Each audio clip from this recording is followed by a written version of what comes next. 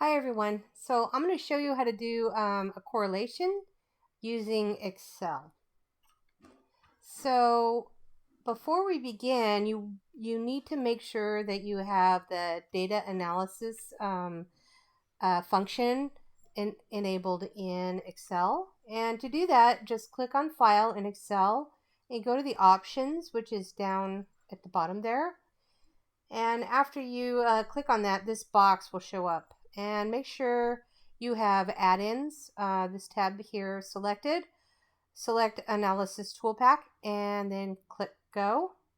And after you've done that, this box will show up, add-ins. Make sure Analysis Toolpak is checked, the box is checked, and then click OK. And then once you get into Excel, when you go to the Data tab, you'll see the Data Analysis button all the way to the right. Okay, so let's get to it and show you how to do a correlation in Excel. And I'm going to go to my Data tab. And as you can see, I do have data analysis activated in my Excel. And for our data, we have 4 different variables, and they are continuous data. And so we should know, or at least you should know, that correlations compare 2 variables at a time that are continuous data. So both variables, continuous data. Now I can tell it to put in the calculation all 4 of these, but it will only compare 2 by 2, but it will compare all of them. All right, so let's get started. Click on the button, and then we find correlation.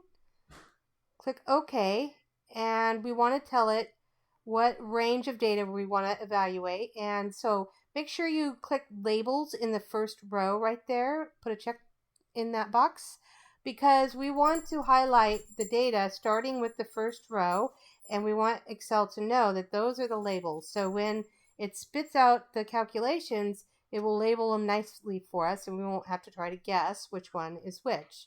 So to select the data, click the box and then hover over here and click and spread out, and then just drag down until you get to the bottom of the data set to select all of them.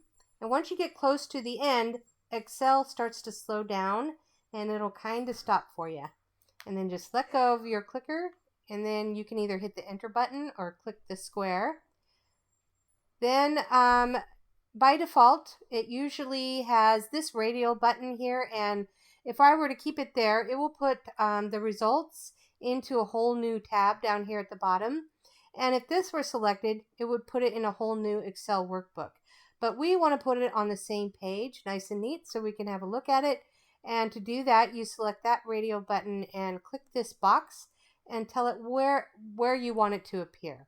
So this will be, the top left-hand corner where the analysis will begin, and I'll click right there. Or actually, this is at the bottom of the data, so I don't want it at the bottom. I'm going to scroll all the way up and put it at the top so we can find it.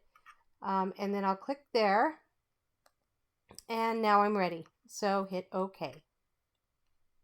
Okay, so you can see that it compared all of the datas, or each individual variable is compared to all the rest of them. And if I want to spread out this, I can highlight like this so it's clean, and then just make sure you hover between cells, and when your pointer looks like that, double click and see how it sort of spread it out to fit the data. And another thing too is it's really hard to kind of look at these Pearson R correlations with so many decimal points. So if you highlight them, you can lessen the decimal points real quick. Go to the home button and just tell it to have less, and click like that until you have the number you want. I only want 2, but you can also make them bigger, see? But we'll stick with 2.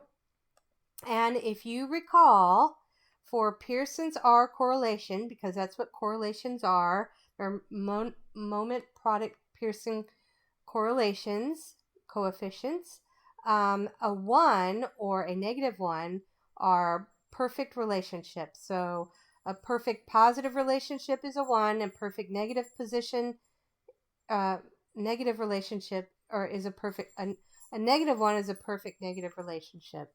And if you have no relationship, your scatter plot would end up looking like this.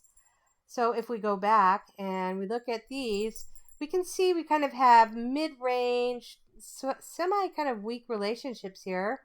And I wouldn't even say that any of these relationships were significant. You're probably better off thinking of, 0.6, 0.7, and so on, the closer you get to a 1. So there's how you do correlations in Excel.